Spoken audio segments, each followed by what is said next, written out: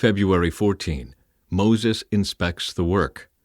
And so at last the tabernacle was finished. The Israelites had done everything just as the Lord had commanded Moses, and they brought the entire tabernacle to Moses, the sacred tent with all its furnishings, clasps, frames, crossbars, posts, and bases, the tent coverings of tanned ram skins and fine goatskin leather, the inner curtain to shield the ark of the covenant and its carrying poles, the ark's cover, the place of atonement, the table and all its utensils, the bread of the presence, the pure gold lampstand with its symmetrical lamp cups, all its accessories, and the olive oil for lighting, the gold altar, the anointing oil and fragrant incense, the curtain for the entrance of the sacred tent, the bronze altar, the bronze grating and its carrying poles and utensils, the wash basin with its stand, the curtains for the walls of the courtyard, the posts and their bases, the curtain for the entrance to the courtyard, the ropes and tent pegs, all the furnishings to be used in worship at the tabernacle, the beautifully stitched garments for the priests to wear while ministering in the holy place, the sacred garments for Aaron the priest, and the garments for his sons to wear as they minister as priests. So the people of Israel followed all of the Lord's instructions to Moses. Then Moses inspected all their work. When he found it had been done just as the Lord had commanded him, he blessed them. The tabernacle completed. Then the Lord said to Moses, "Set up the tabernacle on the first day of the new year. Place the ark of the covenant inside, and install the inner curtain to enclose the ark within the most holy place. Then bring in the table and arrange the utensils on it, and bring in the lampstand and set up the lamps. Place the gold incense altar in front of the ark of the covenant. Then hang the curtain at the entrance of the tabernacle. Place the altar of burnt offering in front of the tabernacle entrance. Set the wash basin between the tabernacle and the altar and fill it with water. Then set up the courtyard around the outside of the tent and hang the curtain for the courtyard entrance.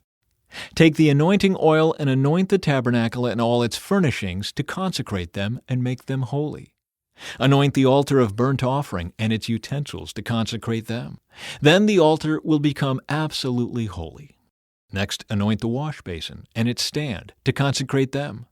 Present Aaron and his sons at the entrance of the tabernacle and wash them with water. Dress Aaron with the sacred garments and anoint him, consecrating him to serve me as a priest. Then present his sons and dress them in their tunics. Anoint them as you did their father, so they may also serve me as priests. With their anointing, Aaron's descendants are set apart for the priesthood forever, from generation to generation." Moses proceeded to do everything just as the Lord had commanded him. So the tabernacle was set up on the first day of the first month of the second year. Moses erected the tabernacle by setting down its bases, inserting the frames, attaching the crossbars, and setting up the posts.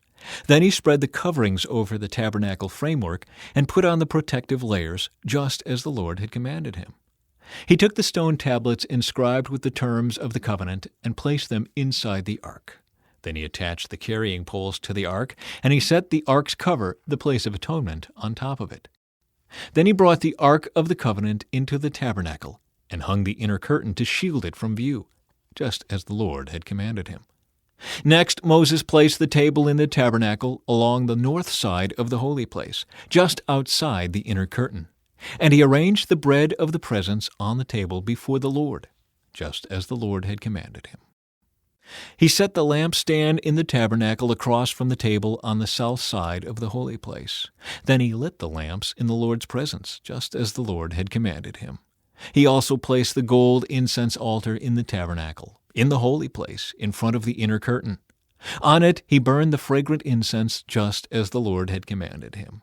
He hung the curtain at the entrance of the tabernacle, and he placed the altar of burnt offering near the tabernacle entrance. On it he offered a burnt offering and a grain offering, just as the Lord had commanded him. Next, Moses placed the wash basin between the tabernacle and the altar.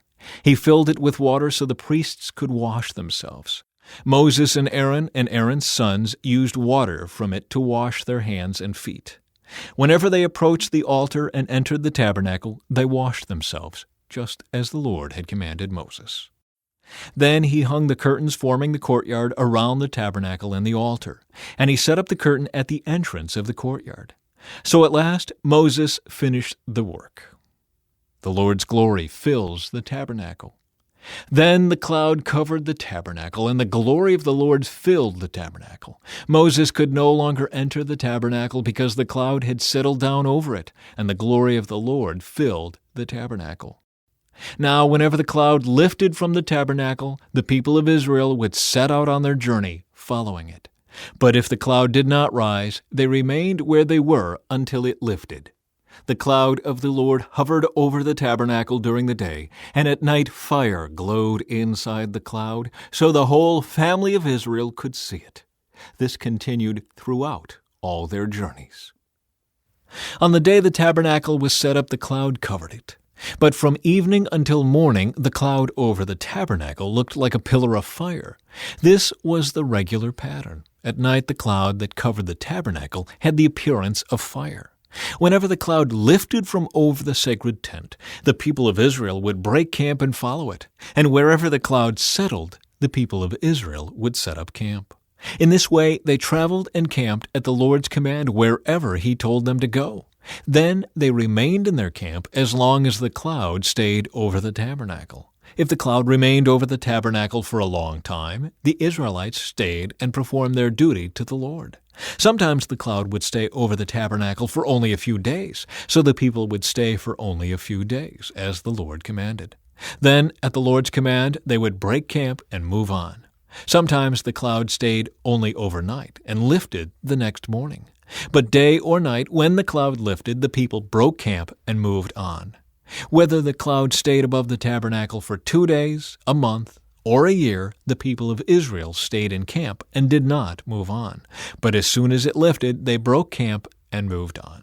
So they camped or traveled at the Lord's command, and they did whatever the Lord told them through Moses.